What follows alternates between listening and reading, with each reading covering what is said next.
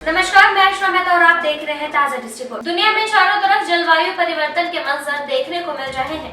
बरसात के मौसम में फ्लैश फ्लड्स और अब सर्दियों में हड्डियां कपा देने वाली सर्दी लोगों का एहसास करा रही है कि वो जलवायु परिवर्तन जिसकी कहानियां अभी तक सुनी थी अब दरवाजे पर आ गई है।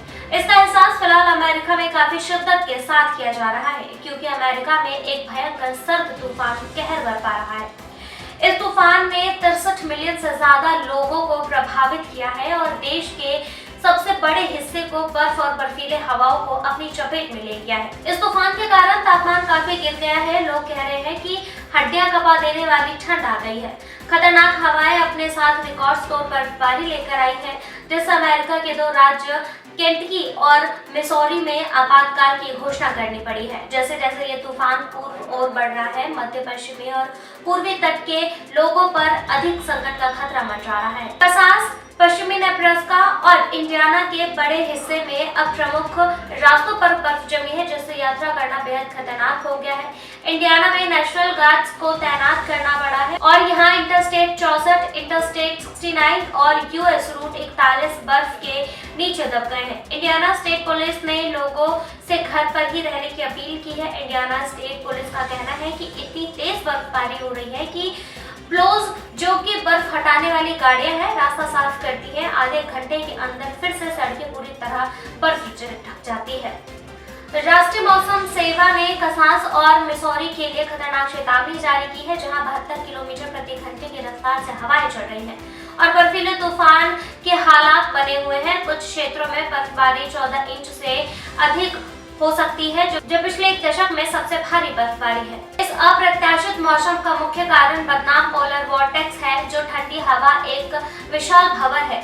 यह आमतौर पर अंटार्कटिक क्षेत्र में ही रहता है। हालांकि अध्ययनों से पता चलता है कि तेजी से गर्म हो रही अंटार्कटिका के कारण यह कमजोर पड़ जाता है और दक्षिण की ओर फैलकर अमेरिका, यूरोप और एशिया में अंटार्कटिक जैसी मौसम पहुंचा देता है। इस घटना के कारण फ्लोरिडा तक बर्फीली हवाएं पहुंची हैं, जबकि मध्य पश्चिमी और उत्तर पूर्वी अमेरिका को इसका सबसे अधिक असर झेलना पड़ा है। रविवार को शिकागो में तापमान -7 से 10 डिग्री सेल्सियस तक गिर गया था, जबकि मिनियापोलिस में तापमान 0 तक पहुंच गया। मिनीसोटा के इंटरनेशनल फॉल्स में तापमान -23 डिग्री सेल्सियस तक लुढ़क गया। इस हड्डियां कपा देने वाली ठंड के पूरे हफ्ते तक जारी रहने की संभावना है और पूर्वी तट पर तापमान सिंगल डिजिट तक गिर सकता है। केंटकी के गवर्नर एंडी बेशर ने तूफान से पहले ही आपातकाल की घोषणा कर दी थी और सोमवार को सरकारी इमारतों को बंद करने का आदेश दिया था। उन्होंने कहा था, बहुत से लोग बिना किसी जरूरत के सड़क पर निकलते हैं। मैं सभी से अपील करता हूं कि घर पर रहे, अपने परिवार के साथ सुरक्षित रहे। इस तरह मिसौरी के गवर्नर माइक पर्सन ने भी आपातकालीन प्रोटोकॉल को एक्टिवेट किया, क्योंकि तूफान तेज हो गया था। बर्फीली बारिश और तेज हवाओं के खतरनाक कॉम्बिनेशन ने पहले ही राजमार्गों पर कहर बरपाना शुरू कर दिया है। अकेले मिसौरी में कम से कम 600 वाहन फंसे हुए थे, जबकि रविवार शाम तक वर्जीनिया स्टेट पुलिस ने 135 से अधिक दुर्घटनाएं दर्ज की है।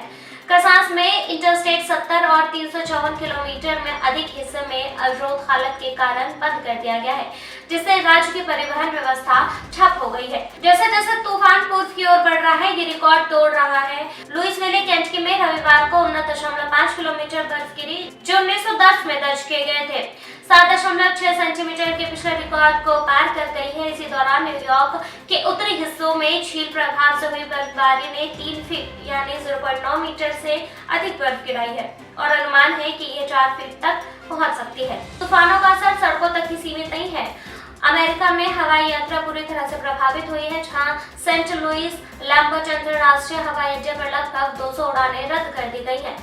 एमट्रैक ने मंगलवार तक 60 से अधिक ट्रेन सेवाओं को रद्द कर दिया है, क्योंकि मौसम की स्थिति बेहद खतरनाक थी।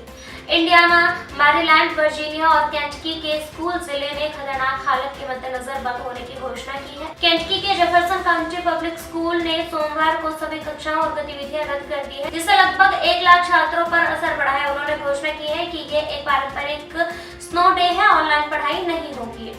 ये तूफान अब इतिहास में दर्ज होने जा रहा है, क्योंकि ये पिछले एक दशक में सबसे खतरनाक शीतकालीन तूफान है। जैसे जैसे तापमान गिर रहा है, सड़कें अवरुद्ध हो रही हैं और बिजली कटौती का खतरा मंडरा रहा है। लाखों अमेरिकियों को कई दिनों तक सर्दी और खतरनाक हालत का सामना करना पड़ेगा।